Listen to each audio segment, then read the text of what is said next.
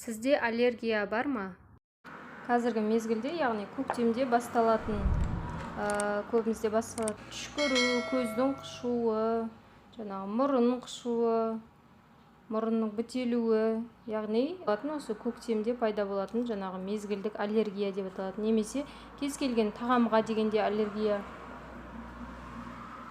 Осы аллергияны емдейтін менің өзімнің ішкен жаңағы комплексімді сіздерге айтқым келіп отыр. Менде міне бұл енді сарбалют ылғи ішетін менің нем болып табылады. Сорбент гель, яғни бұл ағзадағы ауыр металдар, вирустар, бактериялар артық заттың барлығын өзіне сіңіріп, ішек арқылы үлкен дәретпен табиғи жолмен өте шығады, яғни губка сияқты сорып алып шығады барлығын өзімен.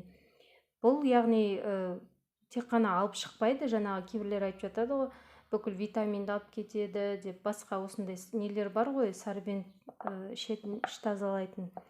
Бұл ондай емес, бұның құрамы міне натрий, кальций, магний бар. Яғни бұл ішекті асқазан тазарта отырып,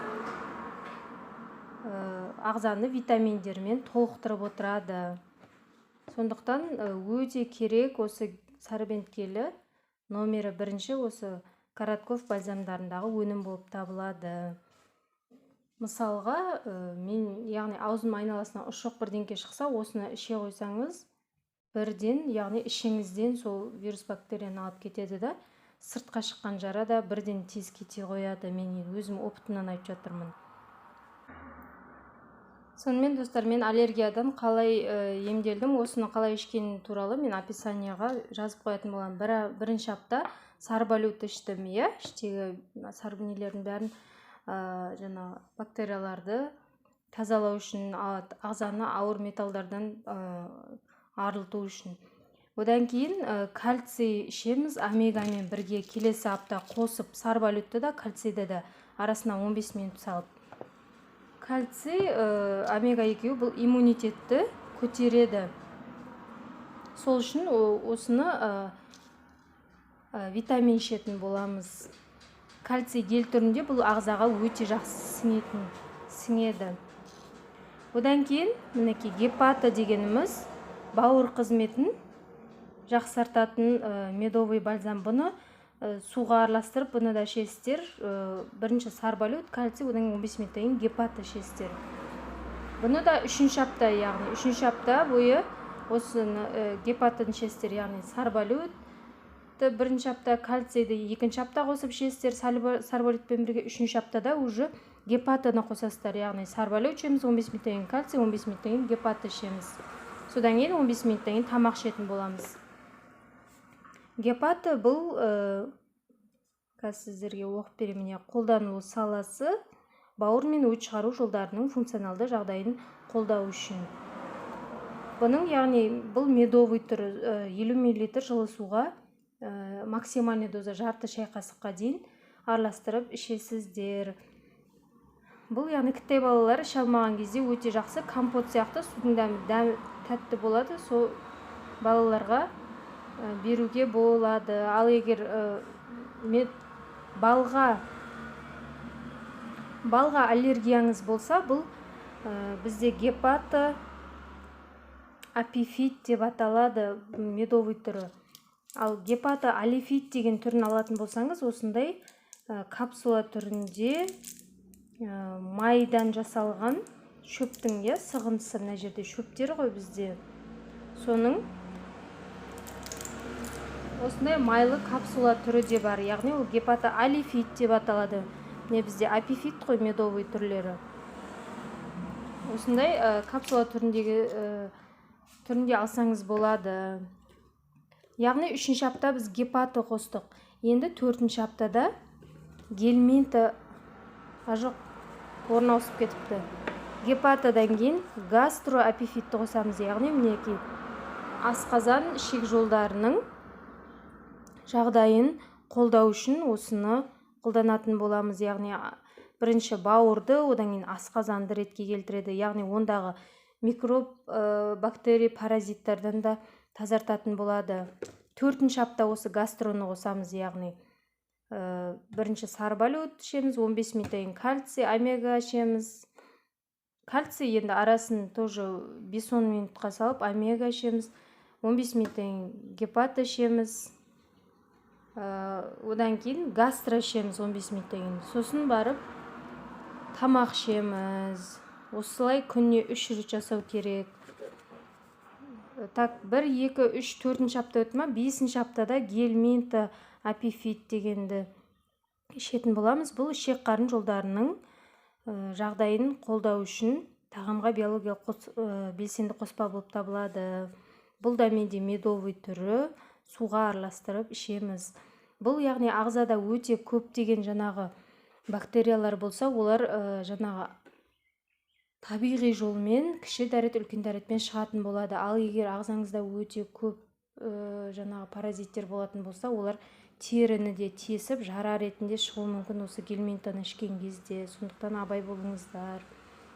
Ішкен кезде қорқып кетпеңіздер. Енді осыны 5-ші апта қосқан кезде енді бірінші сарбалют ішеміз, кальций ішеміз, одан кейін таңертеңгі уақытта гепат ішеміз, түскі уақытта сарбалют, кальций, омега, гастро ішеміз, кешкі уақытта сарбалют, сосын сарбалют, кальцийларды бұның омега екеуін күніне 2 рет ішеміз ғой. Сарбалют пен кешкі уақытта жатарда гельминта ішеміз.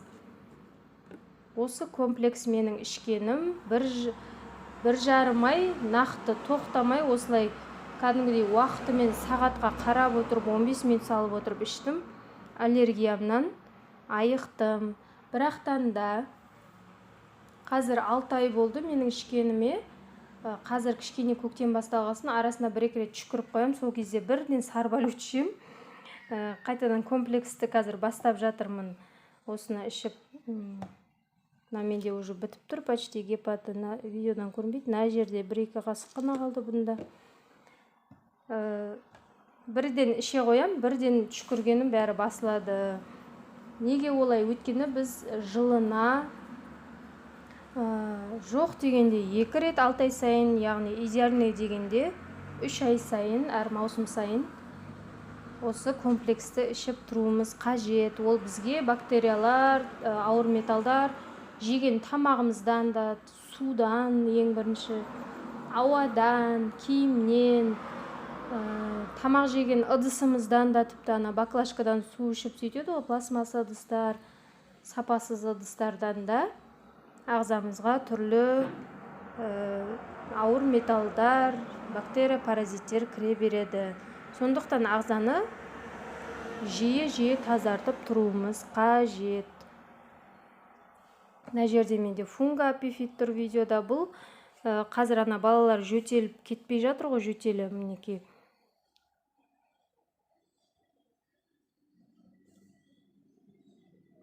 Қолданылу саласы бұл терінің, бронх, өкпе, несеп және жыныстық ішек қарын жолдарының функционалдық жағдайын көтеру үшін тағамға биологиялық қоспа болып табылады. Бұны да яғни медовый түрін алдым, балаларға суға араластырып бергенге өте ыңғайлы, мынандай капсула іше алмаса.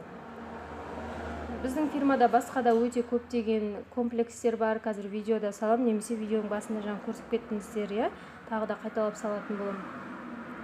Артық салмаққа бар, әйелдердің ауруына бар.